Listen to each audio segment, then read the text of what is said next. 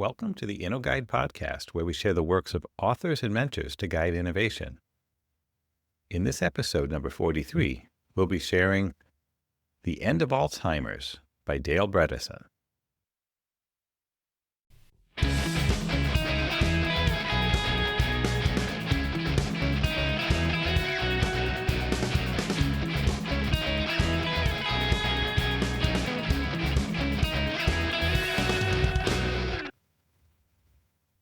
Chapter 1, Disrupting Dementia. Let me start by saying this. Alzheimer's disease is not the hopeless, inevitable fate we've been led to believe.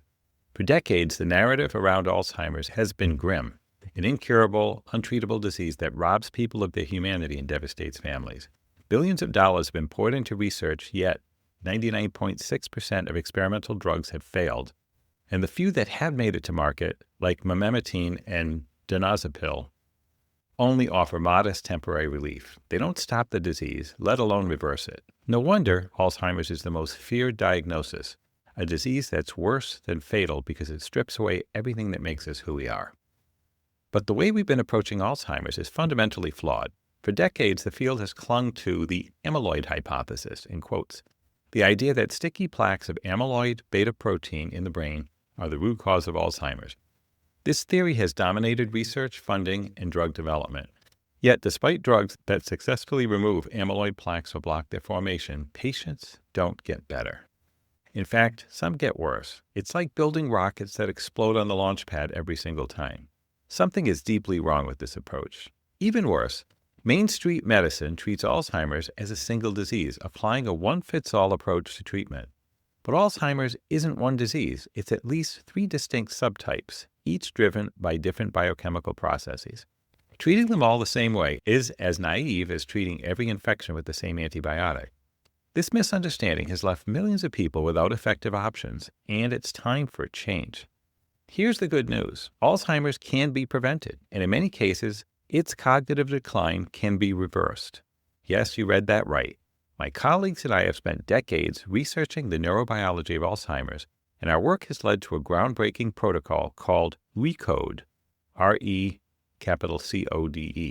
Reversal of Cognitive Decline. This personalized, science-based approach has helped hundreds of patients not only halt their cognitive decline, but also regain their memory, thinking, and quality of life. For the first time, there's real hope. Let me share a few key insights that form the foundation of this new approach. 1. Alzheimer's is a protective response gone haywire. Unlike cancer or heart disease, Alzheimer's isn't caused by something the brain isn't supposed to do. It's the result of a normal brain process, downsizing its synaptic network that has spiraled out of control. This process is triggered by 3 main factors: inflammation, nutrient deficiencies, and toxic exposures. Understanding these subtypes allows us to tailor treatments to each individual's unique needs. 2. The current drugs don't address the root cause. Medications like donazepam and memematine focus on symptoms, not the underlying disease. They may temporarily improve memory or reduce symptoms, but they don't stop the progression of Alzheimer's. Worse, they often come with side effects that limit their effectiveness. 3. Personalization is key. Alzheimer's isn't a one-size-fits-all disease, and it can't be treated with a one-size-fits-all solution. RECODE uses a detailed assessment, what I call a cognoscopy, to identify what specific factors are contributing to each person's cognitive decline. These factors might include inflammation, insulin resistance, hormone imbalances, or exposure to toxins. By addressing these root causes, we can create a personalized plan to reverse cognitive decline.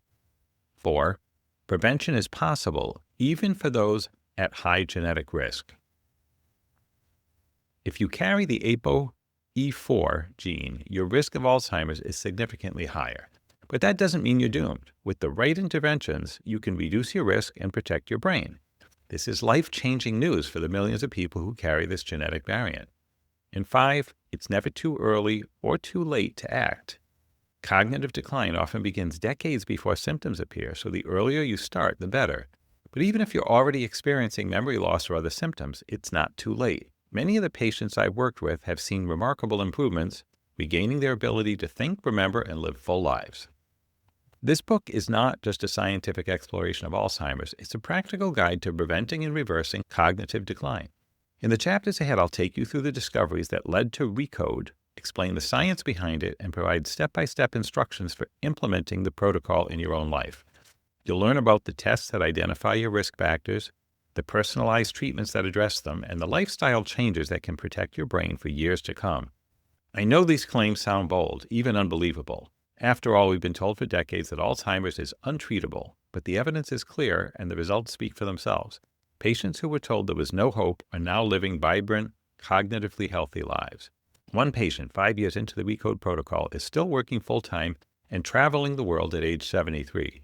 Another has regained her memory to the point where she says, "It's better than it's been in 30 years." These are not isolated cases. They're the beginning of a revolution in how we understand and treat Alzheimer's. So if you're worried about your memory, if you have a loved one with Alzheimer's, or if you simply want to protect your brain as you age, this book is for you. It's time to challenge the dogma, embrace a new approach, and take control of your cognitive health.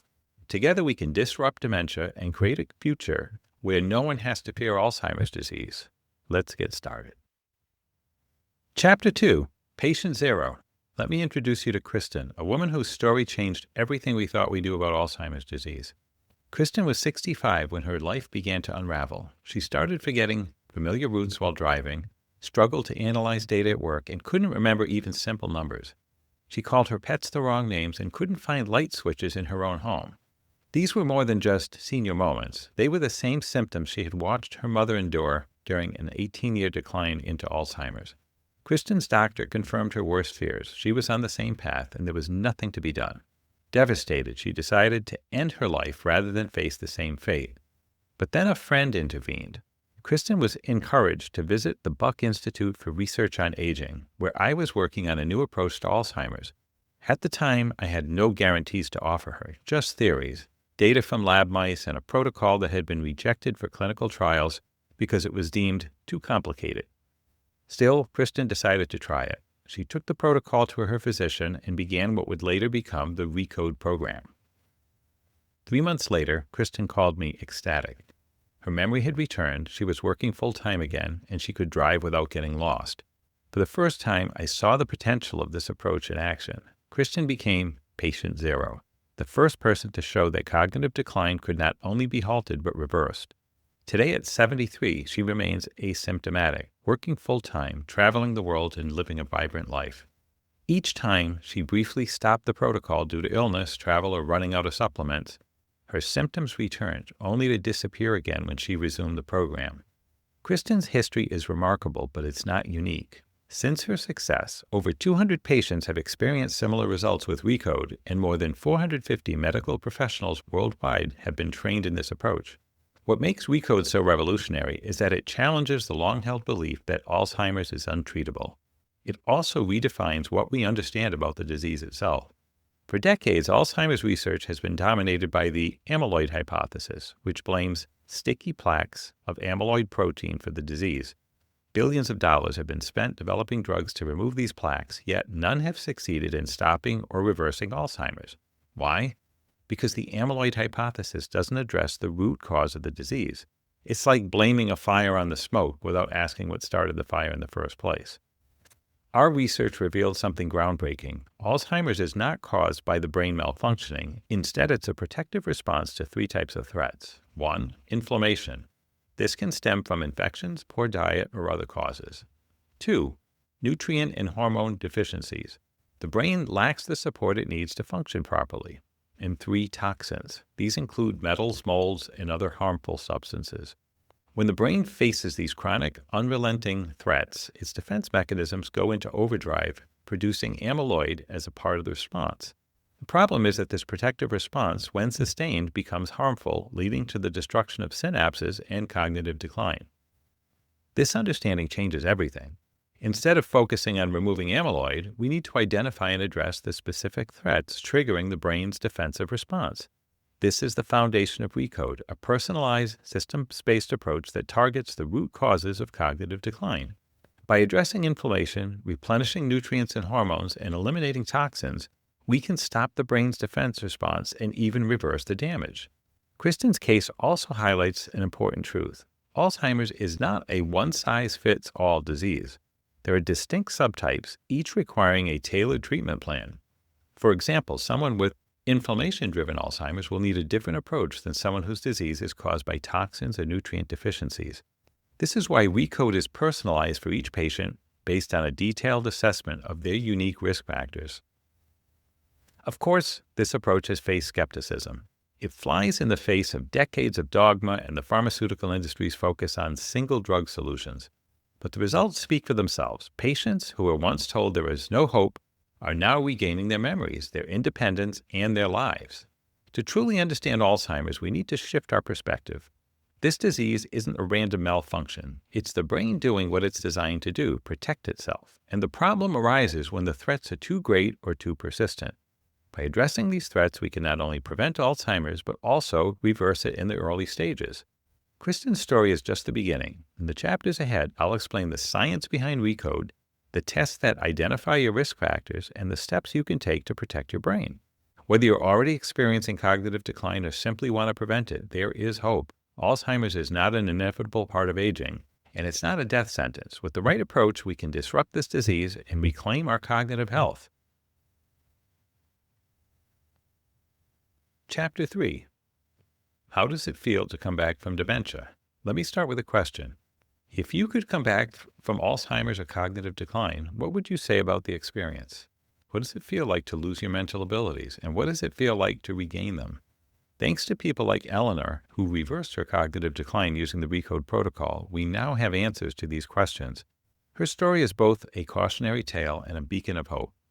Eleanor's descent into cognitive decline began at just 40 years old, a terrifyingly young age. Her father was already in the late stages of Alzheimer's, and she began noticing symptoms in herself that mirrored his. At first, she chalked them up to fatigue or stress, but the signs were undeniable. Facial blindness, prosopagnosia. Eleanor struggled to recognize and remember faces, something she had never experienced before. Mental fatigue. By mid-afternoon, her brain felt exhausted. Helping her kids with homework or participating in work meetings became overwhelming. Difficulty with reading and conversations. She couldn't follow complex conversations or remember what she had just read, even from one page to the next. Memory lapses. Grocery lists, phone numbers, even her kids' sushi orders became impossible to recall. Vocabulary loss. Words she once used effortlessly, like systematic or gregarious, disappeared from her speech, replaced by simpler phrases. Word mix-ups. She called her dog by the name of her dinner, Chili, instead of Juno, and shouted conference call instead of carpool at the toll booth. Slower thinking and typing. Her thoughts felt sluggish, and even typing became a struggle. Driving anxiety. The complexity of driving, processing traffic signals and pedestrians became overwhelming. Disorganization. She missed appointments and felt constantly stressed about keeping track of her life. Sleep disruption. She woke up frequently and struggled to fall back asleep. Caffeine ineffectiveness. Coffee no longer gave her the mental boost it once did. Loss of foreign language skills. Her proficiency in Chinese and Russian faded. By the time Eleanor was 49, her symptoms had worsened to the point that neuropsychological testing confirmed her brain was failing. She also tested positive for the ApoE4 gene, a major risk factor for Alzheimer's. She described this period as living in a mental fog, like wearing headphones that muffled her connection to the world. Conversations, once effortless, became exhausting. She felt distant from others and struggled to formulate responses, especially in work meetings or complex discussions. But then, Eleanor began the ReCode protocol in early 2015. Within 6 months, she noticed significant improvements, and by 9 months, neuropsychological testing confirmed her recovery. She described the experience as an awakening, a return to the person she used to be. Here's what changed. Facial recognition. She could confidently recognize people, remember their names, and engage in conversations without anxiety. Mental clarity. The dreaded 4 o'clock fatigue disappeared, and she felt sharp and focused throughout the day. Reading comprehension. She could read and retain information again, even in complex conversations outside her field. Vocabulary. Words she hadn't used in years, like pugnacious and gregarious, came back naturally. Word mix-ups. These became rare, and she could find the right words with ease. Thinking speed. She helped her kids with essays, wrote with focus, and regained her typing speed. Driving confidence. Her anxiety about driving began to fade. Organization. She remembered appointments and to-do lists without constant reminders. Sleep. With melatonin and magnesium, her sleep improved and she no longer felt perpetually tired. Caffeine. Coffee once again gave her a mental boost. In foreign languages, her Chinese and Russian skills started to return as if streaming back from a hidden part of her brain. Eleanor's recovery wasn't just a subjective feeling, it was real, measurable, and life-changing. She described her transformation as a lifting of the fog, a return to the sharp, confident person she once was. She could now see how her earlier symptoms had crept in so gradually that she hadn't fully realized how much she was losing. The mental fatigue had masked the severity of her decline, making her think she was just tired or burned out. But now with her mind restored, she could clearly identify the deficits she had overcome. Eleanor's story is a powerful reminder that cognitive decline doesn't happen overnight. It's a slow, insidious process that can take years or even decades to reach the point of an Alzheimer's diagnosis. But a recovery also shows that it's never too late to fight back. By addressing the root causes of cognitive decline, like inflammation, nutrient deficiencies, and toxins, the RECODE protocol offers a way to not only halt the progression of Alzheimer's disease, but also reverse its earlier stages. Eleanor's journey is a testament to the resilience of the human brain and the power of a personalized, systems-based approach to health. Her story and those of others like her proves that cognitive decline is not an inevitable part of aging. It's a challenge we can meet head-on with the right tools and knowledge. In the next chapter, we'll explore how the standard American diet and lifestyle contribute to cognitive decline and what we can do to change that. For now, let's let Eleanor's story serve as a beacon of hope. Recovery is possible, and the fog can lift. Chapter 4. How to Give Yourself Alzheimer's, a Primer. Let's start with the question, why would anyone want to give themselves Alzheimer's disease? Of course, no one does. But understanding the many factors that contribute to Alzheimer's can help us prevent it, or even reverse it if symptoms have already begun. Think of this chapter as a checklist of what not to do if you want to protect your brain. A day in the life of cognitive decline. Imagine this, you stay up late, snacking on something sugary, only get a few hours of poor quality sleep. If you wake up stressed, grab a typical American breakfast, maybe a donut, orange juice, and coffee with low-fat milk. You head out the door. Your breakfast is a perfect storm of inflammation-triggering dairy, sugar that spikes your insulin, and gluten that damages your gut lining. You pop a proton pump inhibitor for the acid reflux, which reduces your ability to absorb key nutrients like zinc and vitamin B12.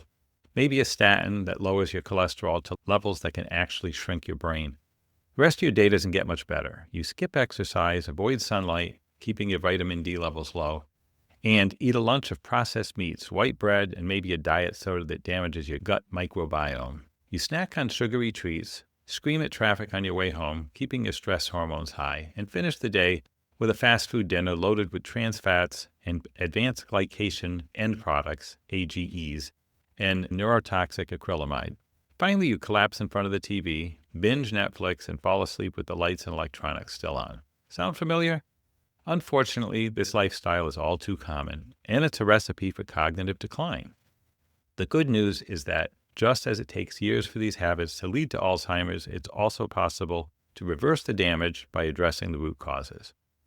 The 3 neurothreats. Alzheimer's disease is not random. It's the brain's protective response to 3 main threats. 1. Inflammation. This can be triggered by infections, poor diet, or chronic stress. 2. Shortage of brain-supporting molecules. These include nutrients, hormones, and other factors that keep your brain healthy. 3. Toxic exposure. These include heavy metals, mold, toxins, and other harmful substances. Let's break these down and explore how they contribute to cognitive decline and how to address them. 1. Prevent and reduce inflammation. Inflammation is your body's natural response to threats like infections or injuries, but when inflammation becomes chronic, it wreaks havoc on your brain. For example, infections from bacteria like those in your mouth, viruses like herpes, or fungi can trigger the production of amyloid, a protein that fights off pathogens, but also forms the sticky plaques associated with Alzheimer's. Chronic inflammation can also result from poor diet, such as consuming trans fats, sugar, or gluten, which can damage your gut lining and lead to leaky gut. This allows food particles and bacteria to enter your bloodstream, triggering an immune response. To reduce inflammation, you need to address chronic infections, such as gum disease or Lyme disease, eliminate inflammation-triggering foods like sugar, gluten, and trans fats, and optimize your immune system to fight off pathogens without overreacting. 2. Optimize hormones, trophic factors, and nutrients. Your brain needs a steady supply of supportive molecules to function at its best. These include hormones like estradiol, testosterone, nutrients like vitamin D and folate, and brain-derived neurotrophic factor BDNF, which helps grow and maintain synapses. When these are in short supply, your brain compensates by producing amyloid, which ironically ends up causing more harm. For example, studies have shown that some people in their 90s retain excellent memory despite having amyloid plaques in their brains. Why? Their synapses are so strong that they can withstand the damage.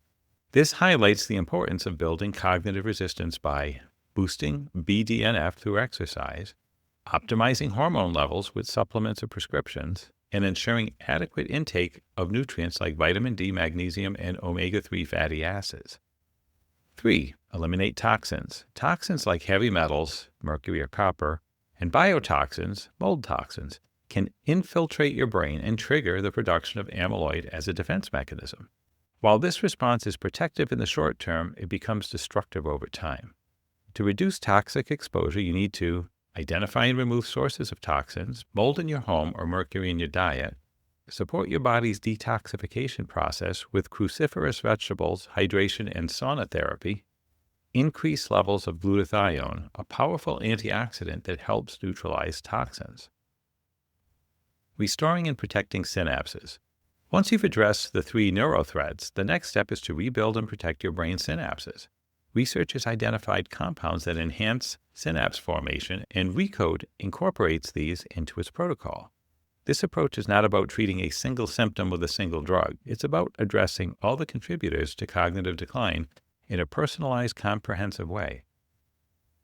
The bigger picture. Brain health is whole body health. Your brain doesn't exist in isolation. Its health is deeply connected to your overall well-being. Conditions like prediabetes, obesity, and vitamin D deficiency, often caused by poor diet and lack of exercise, don't just harm your body, they also increase your risk for Alzheimer's. The good news is that these factors are identifiable and addressable. By making changes to your diet, activity level, and stress management, you can significantly reduce your risk of cognitive decline. Personalized approach. Silver buckshot, not a silver bullet. Alzheimer's is a complex disease with many contributors, which is why a one-size-fits-all approach doesn't work.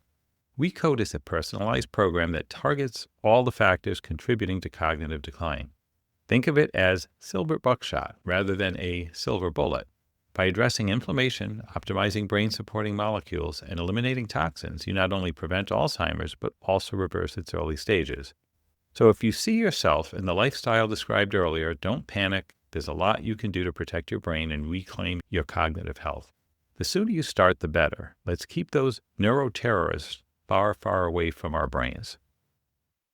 Part 2. Deconstructing Alzheimer's. Chapter 5. Wit's End. From bedside to bench and back.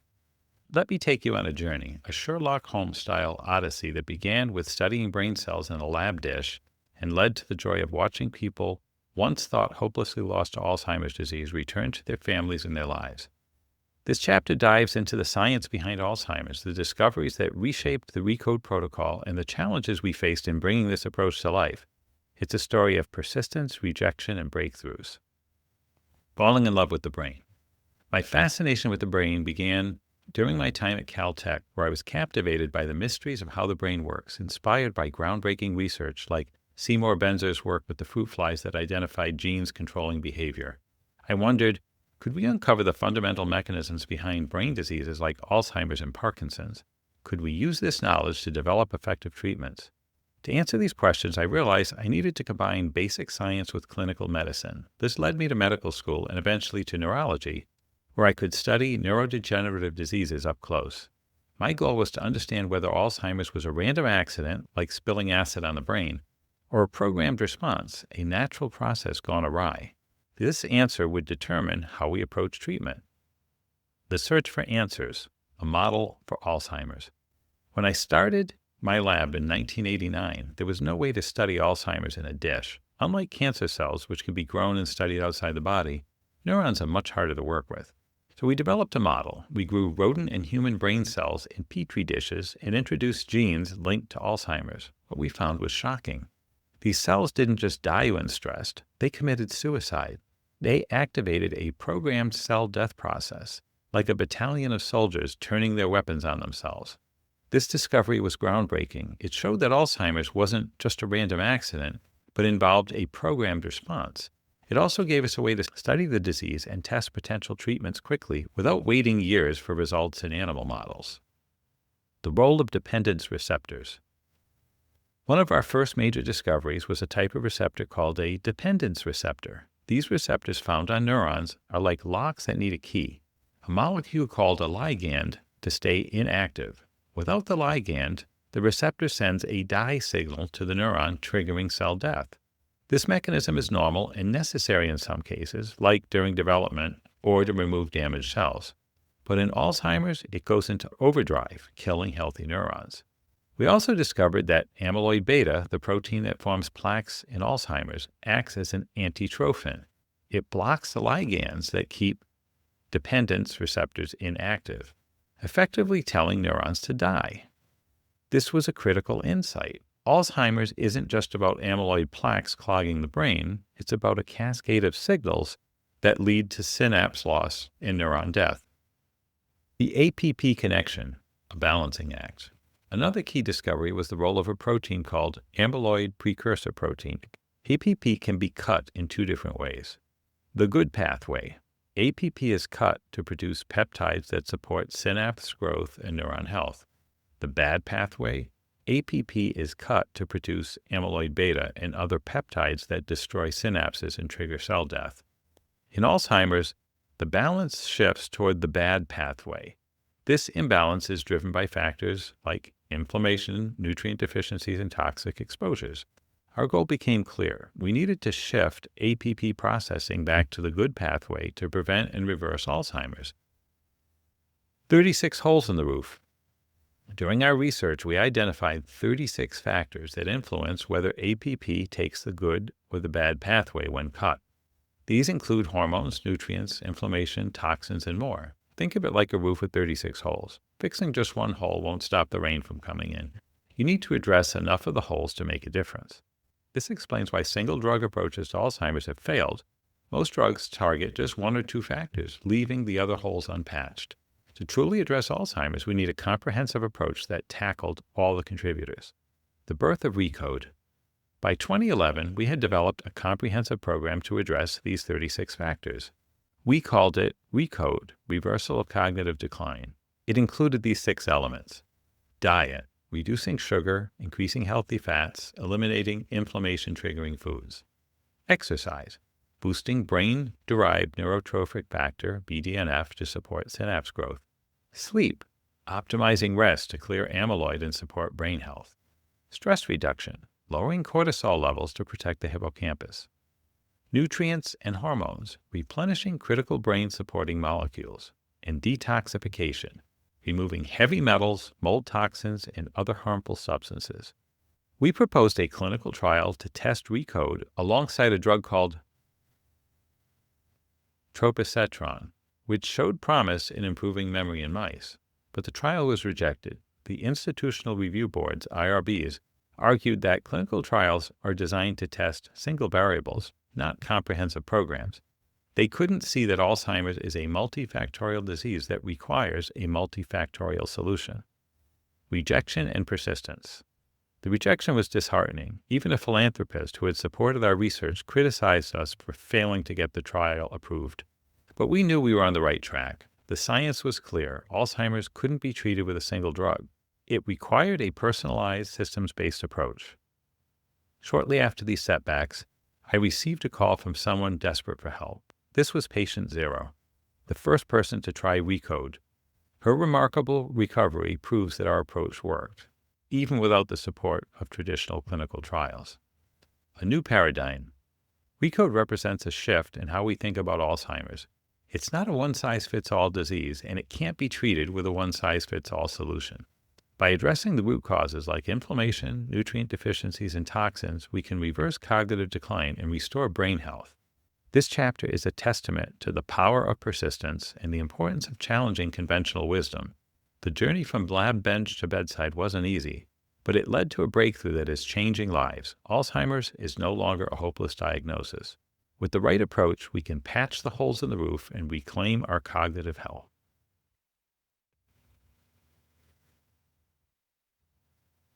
Chapter 6: The God Gene and the 3 Types of Alzheimer's Disease. Let's dive into this chapter together. After nearly 3 decades of research, we finally have a clear molecular understanding of Alzheimer's disease. It's like solving a complex puzzle, and now we can see how all the pieces fit together. Let me walk you through it. The role of ApoE4, the 800-pound gorilla in the room. First, let's talk about ApoE4, the genetic risk factor that dramatically increases the likelihood of developing Alzheimer's. ApoE4 doesn't just carry fat particles around the body. It's a multitasker. It reduces the clearance of amyloid beta peptides, a key player in Alzheimer's, and even sneaks into the nucleus to bind to DNA, influencing the activity of 1,700 genes. That's nearly 10% of all human genes. The ability to reprogram cells explains why ApoE4 is linked to not only Alzheimer's, but also to cardiovascular disease and inflammation. For example, ApoE4 shuts down the production of SIRT1, a molecule associated with longevity and anti-Alzheimer's effects. It also activates NF-κB, a factor that promotes inflammation. This dual action, reducing protective molecules and ramping up inflammatory ones, creates a perfect storm for Alzheimer's to develop. A new understanding of Alzheimer's disease. Here's the big picture. Alzheimer's is essentially a brain downsizing program gone awry. The APP receptor, which normally helps maintain synapses and neurons, starts sending out destructive signals instead of supporting ones. This imbalance leads to the loss of synapses and neurons, which are crucial for memory and cognitive function. But Alzheimer's isn't just one disease. It's actually 3 distinct subtypes, each with its own triggers and characteristics. Let's break them down. Type 1, inflammatory, hot. This subtype is driven by inflammation and is most common in people with 1 or 2 copies of the ApoE4 gene. It's a classic case of evolution's trade-offs.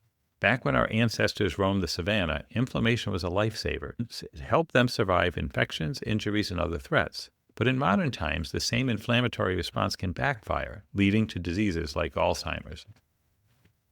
Key markers of inflammatory Alzheimer's include elevated C-reactive protein, interleukin-6, and tumor necrosis factor, all of which signal inflammation. Symptoms often start in the late 40s or 50s for those with 2 copies of ApoE4, and a bit later for those with 1 copy. The hippocampus, the brain's memory center, shrinks, but other regions remain intact early on. The good news? This subtype responds quickly to the RECODE protocol, which focuses on reducing inflammation and addressing other contributing factors. Type 2, atrophic, cold. This subtype is all about a lack of support for the brain. Think of it as a drought. Hormones, nutrients, and other essential factors dry up, leaving the brain's synapses to wither. It's more common in people with ApoE4, but typically starts about a decade later than the inflammatory type. Markers of atrophic Alzheimer's include low levels of hormones like thyroid, estrogen, and testosterone, as well as deficiencies in vitamin D and elevated homocysteine.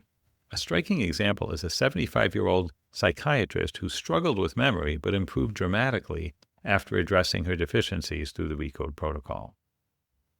Type 1.5, gliotoxic, sweet. This subtype is a mix of types 1 and 2, driven by high blood sugar and insulin resistance. High glucose levels cause inflammation, like type 1, while insulin resistance reduces the brain's trophic support, like type 2. It's a double whammy that accelerates cognitive decline. Type 3, toxic, bile. This is the wild card of Alzheimer's. It's not linked to ApoE4 and often strikes younger people, typically in their late 40s to early 60s. Instead of starting with memory loss, it begins with issues like difficulty with numbers, speech, or organization. It's like tossing grenades into the brain. Everything is at risk. Type 3 is often triggered by exposure to toxins like mercury, mold, or other environmental chemicals. For example, Carl, a 55-year-old poker player, struggled with memory and attention until tests revealed extremely high mercury levels. After treatment, his cognition and his poker skills improved significantly.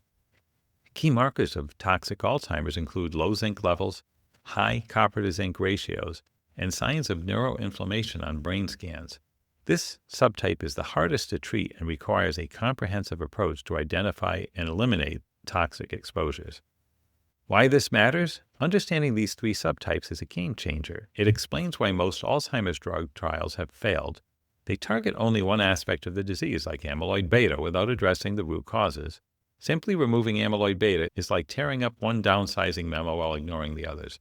To truly combat Alzheimer's, we need to address all the factors that contribute to it. This chapter sets the stage for the RECODE protocol, a personalized approach to preventing and reversing Alzheimer's. By identifying which subtype you're dealing with, you can tailor your treatment to address specific factors at play. Whether it's reducing inflammation, boosting trophic support, or eliminating toxins, there's help for reclaiming cognitive health. So let's roll up our sleeves and get to work, because understanding Alzheimer's is the first step toward defeating it. Chapter 7, the cognoscopy. Where do you stand? All right, let's talk about something that's as essential for your brain as a colonoscopy is for your colon, the cognoscopy. If you're over 45, it's time to evaluate your brain health and identify any risks for cognitive decline. Think of it as a proactive checkup for your mind, designed to catch issues early and even reverse them if needed. Let's dive into what this entails and why it's so important. Why a cognoscopy? You can't fix what you don't know is broken.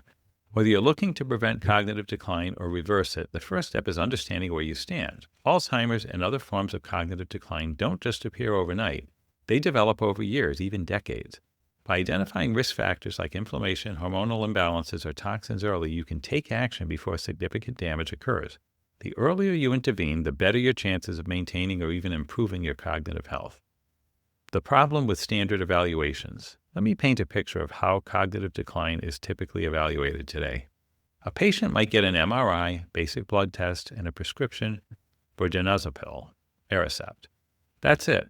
But this approach misses so much. It doesn't look at genetics, inflammation, infections, toxins, or even critical biomarkers like homocysteine or fasting insulin. It's like trying to fix a leaky roof without checking where the holes are. We can and must do better. The cognoscopy, a comprehensive evaluation. Proper cognoscopy evaluates all the factors that could be contributing to cognitive decline. Here's what it includes. These are 10 items. 1. Blood tests. These reveal key biomarkers like homocysteine, a marker of inflammation and poor nutrition, fasting insulin, linked to insulin resistance, and vitamin levels like B6, B12, and D.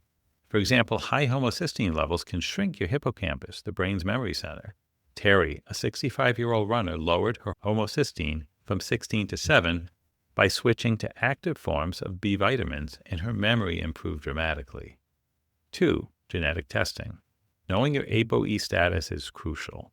If you carry 1 or 2 copies of the ApoE4 gene, your risk for Alzheimer's increases, but it also means you can tailor your diet and lifestyle to mitigate that risk.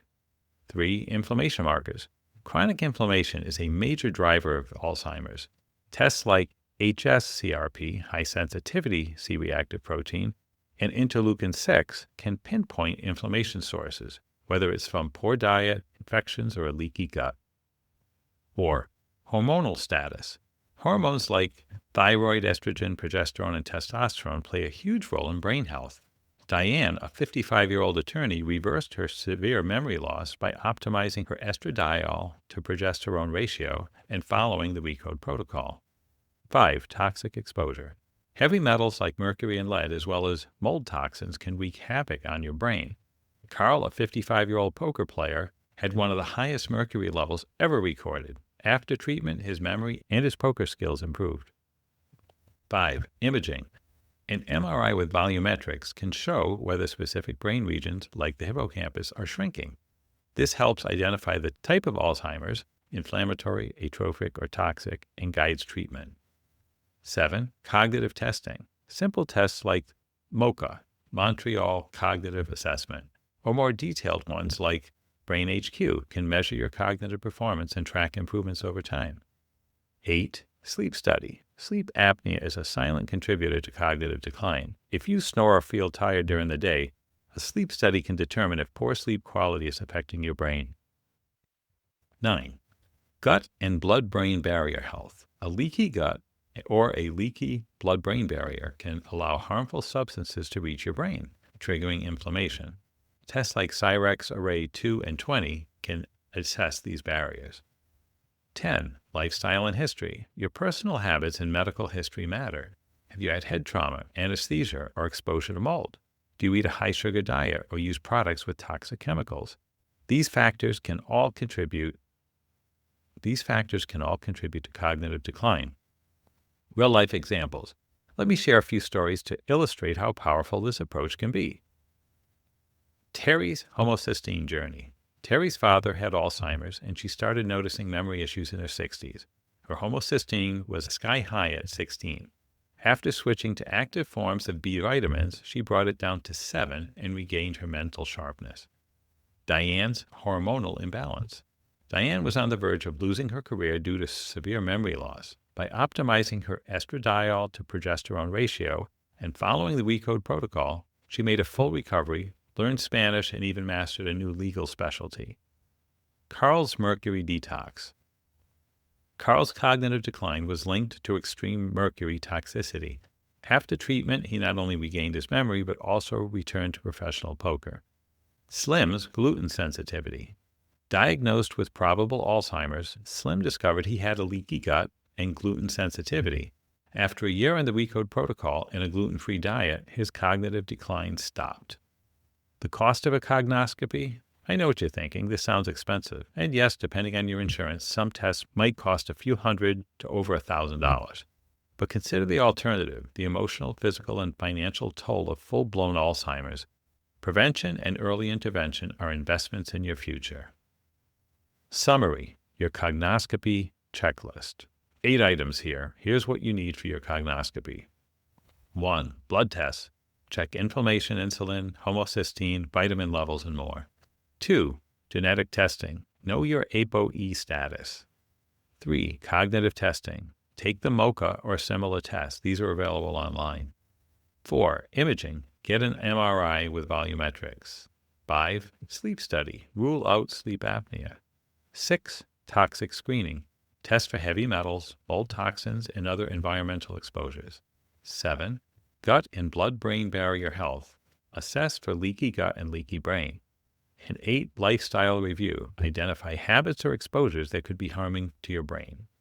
By addressing these factors, you can identify the root causes of cognitive decline and take steps to reverse or prevent it. It's time to take control of your brain health because your mind is worth it. So we're going to stop here. This is the end of part 1 of The End of Alzheimer's by Dale Bredesen. It's a really good book. I think everybody should read this. Everybody knows somebody who's been affected by Alzheimer's. And in the second half of the book, he gets into what to do very specifically. For people who are interested in learning more about this, Dr. Dale Bredesen also has a group he's put together called Apollo Health, where there are physicians listed all over the U.S. And every place I've looked, there has been 1 or 2 doctors listed who accept standard insurance. Of course, not all of his tests will be covered, but anyway, it's a good book. The End of Alzheimer's by Dr. Dale Bredesen. So that's where we'll leave it for this week. Thanks for joining. That's a wrap.